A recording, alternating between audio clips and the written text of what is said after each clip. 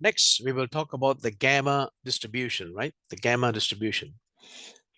Let me write it here, the gamma distribution. Okay, X is a gamma random variable. X is a gamma random variable if the probability density function is given by this formula here, okay? This is the density function of the gamma distribution, right? X raised to the power of alpha minus 1. And then I have e to the power of minus 1 over theta times x. And then I need to divide that by theta raised to alpha and your gamma alpha. Okay, so this gamma alpha is what we call a gamma function, right? This one here. So take note of the gamma distribution, right? In actuarial science, we use this quite a bit. So remember, on top we have x raised to the power of alpha minus 1, and then you have got an e to the power minus 1 over theta times x, and then at the bottom we have theta raised to alpha, and then you have a gamma alpha. So x is bigger than 0, alpha is bigger than 0, and theta is bigger than 0. Okay, all three of those bigger than 0. And there is a different version. So what I mean by this is if you're using a different textbook, they might just rearrange the formula and give you a different version. But if you work, whichever version you're working with, our final answers will always be the same. Just keep an eye on this formula. What happens if alpha equals to 1? If alpha equals to 1, then what happens is we come back to the exponential distribution, right? Can you see? If alpha equals to 1, this is gone. Then we've got this thing here, and then we've got theta raised to 1, and gamma of 1 is 1. So you will get 1 over theta e to the power of minus 1 over theta x, which is your back to exponential distribution. Okay, so if alpha equals to 1. Formulas, expected value of x, the mean of x is alpha theta, and the variance of x is alpha theta squared. Okay, alpha theta squared. Okay, a few facts about the gamma distribution and some related issues, right? Some related mathematical facts. You want to know that the gamma function, yeah, evaluated alpha, right? Gamma alpha is alpha minus 1 factorial. Okay. Gamma of alpha is alpha minus 1 factorial. This is your gamma function, right? So it's good to know this. And if I ask you to work out this thing here, it'll be 0 factorial, which is 1. That's why I remember I said if you plug in 1 here, this is 1. 0 factorial is 1. That's how it's defined. Also good to know that gamma of a half is the square root of pi. This can be proved. You will find it in some of the more, what do you call it, in your advanced statistics class. They prove this though. Okay. Okay. Next fact. I'm back here. This gamma distribution, right, is the sum of alpha independent exponential random variables. Okay, slowly, yeah. The gamma distribution is the sum of alpha independent exponential random variables. Okay, and I said it's seen here by looking at the formulas for the expectation of x and the variance of x. Okay, we saw in the exponential distribution, we had theta and we had theta squared, right? Now we have alpha of those, so it's alpha theta and alpha theta squared, except that it is the sum of alpha independent exponential random variables. That means x1 plus x2 plus all the way up to x alpha, where x is all exponential. Okay, good. So this gamma distribution, the other thing that I'd like you to know, it models the time elapsed, right? The time elapsed until alpha events occur. Yeah, until alpha events occur. The time that has passed until alpha events occur. Now, the unpleasant thing is the CDF is not so easy. Yeah, the CDF for your gamma distribution is not so easy. The common ones, I have made a note here, is useful for you to know. Okay, the common ones. Let me say that again, yeah. The CDF for the gamma is not so friendly. So the common ones, I have made a note. When alpha equals to 1, easy. That's your exponential, right? Okay, it's exponential, so nothing to say there. So remember what we're talking about, right? I'm talking about the CDF of the gamma distribution. Alpha equals to 1, easy. We're back to exponential. Alpha equals to 2, I've given you the answer here without doing any derivation. Okay. In your brackets, you have 1 plus x over theta. And then for your alpha equals to 3, okay, in your brackets here, you have 1 plus x over theta. And then I have plus x over theta squared over 2 factorial. Yeah. So please be a bit careful about this. It's good to know. Those of you who are doing your fundamentals of actuarial mathematics exam, um, it's good to know, right? For the part that involves short-term actuarial mathematics, it's quite useful to know this. Yeah. Okay. Keep in mind how I mean, you must look at the formula, and if you don't want to spend too much time deriving it, I would suggest you look at it, look at the pattern, and just follow through. Yeah. Great. Let's look at an example, right? If x is gamma with alpha equals to, excuse me, if x is gamma with alpha equals to 4 and theta equals to 100,000, okay, x is gamma with alpha is 4 and theta is 100,000, find, oops, given y, right, is 2x plus something, right? 2x plus 0.05x squared. You have to find the expected value of y. Look, this is a very easy question to do. It's just manipulating the formulas, right? So you're told that x is gamma, alpha is 4, and theta is 100,000. You're told that y is defined as 2x plus what? 0.05x squared. You have to find the expected value of y. So the expected value of y, because of the linearity, right? You can take out the 2, right? You can take out the 2 and write expected value of x. Take out the 0.05 and write down the expected value of x squared. Okay? So this one you can find because it's gamma, with alpha is 4 and theta is 100,000. This also you can find because you know the formula for the variance, right? You know the formula for the variance of your gamma distribution is what? Alpha theta squared. Now, so if you know the variance, you can find this. And I've written all the lines out here. The expected value of x squared is this, okay?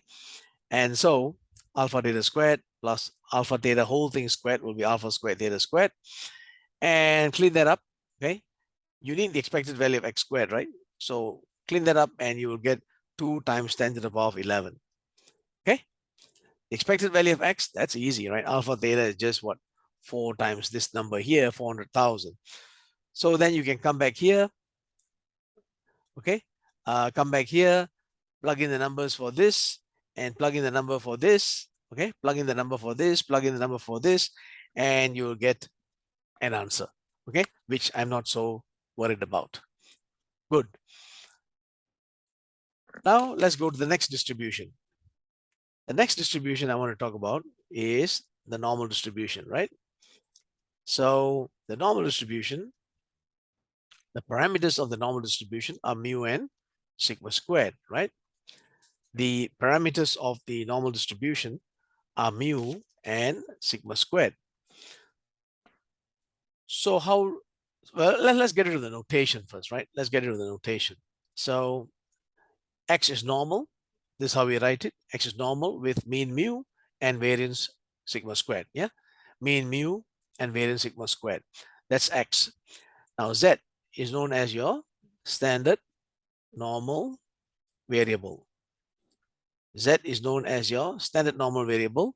It's normally distributed with a mean of 0 and a variance of 1. Okay. Z is your standard normal variable, and that has a normal distribution with mean of 0 and a variance of 1. Okay. So here again, right, the expected value of x is mean of x is mu. Okay. Mean of x is mu, and the variance of x is sigma squared, right? And this is the moment generating function, mu t plus half sigma squared t squared for the normal distribution. Okay.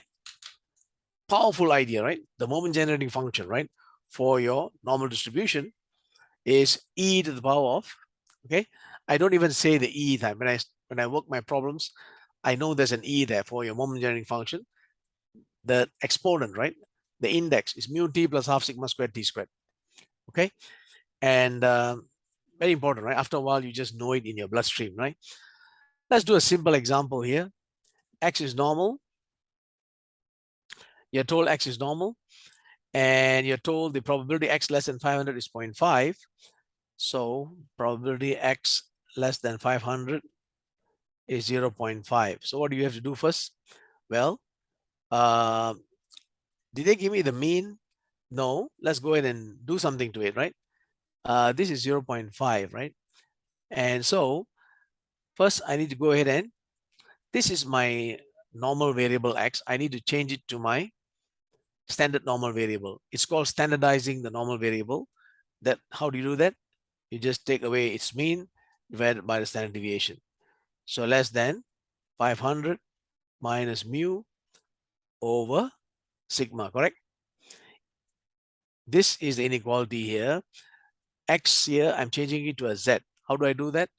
Because Z will be equals to X minus mu over sigma. So I take away mu divided by sigma. I have to do the same thing here. Take away mu and divide by sigma, and I'll get 0.5.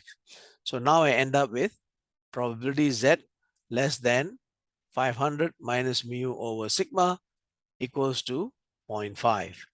Then we go back to our tables or your calculator. This is the distribution of Z, yeah? So in the middle, I have a 0. This area here is a half, 0.5. This area here is a half. So therefore, this value here is 500 minus mu over sigma equal to 0, okay? Equal to 0. Therefore, mu must be equals to 500. Okay? Again, right? You're told probability X less than 500 is 0.5, right? So what do you have to do, right? You have to convert that to a Z, okay? Because they didn't give me mu. If you read the question, they're asking you to find the standard deviation. They didn't give me mu, so I have to find mu. So then I realized when I convert my X to my Z, I have probability of Z less than 500 minus mu over sigma, okay? And that is equals to 0.5. So if you look at your normal curve, right, the bell-shaped curve, okay? And when I talk about looking at the bell-shaped curve, I'm normally talking about the Z curve, yeah? The distribution of Z, which is normal with mean 0 and variance 1. And this is how the PDF looks like. It's a bell-shaped curve, and half the area is below 0, because this is a mean, right? And half the area is below above 0, right? Half the area is below 0, half the area is above 0. So this value here, which is 0, must be equals to 500 minus mu over sigma, because that's what it says here, right? So that must be equal to 0. So if 500 minus mu over sigma is 0, then mu must be what? 500. And that's it. Okay? So now they gave me probability X bigger than 650 is 0.0 what? 0.02 2273 or something like that. Okay, this one here. They gave me this one here. Probability X bigger than 650 is 0.0277. And now, of course, we can find the standard deviation. So start here. Always, right? In normal distribution, we need to go back to, from X, we need to go back to Z. So change X to Z. Z, remember, is X minus mu over sigma. So I have 650 minus 500. What is mu? There you go. You found it already, right? Minus 500 over sigma. And that's equals to 0.0277. So we can write, okay, this part here is 0.0277. And this area here is 1 minus that. Okay, 1 minus this, 0.9773. Yeah, I've given it to you here. So look up your tables. So this value here, okay, this value here will be 2. Okay, this value here from your tables will be 2. So you write 600 minus 500, 600 minus 500 over sigma. Okay, not 600. What is it? 650, right? Sorry. 650 minus 500 over sigma equals to 2. Therefore, sigma is what? 650 minus 500, 150 divided by 2, you will get 75. So your standard deviation is 75.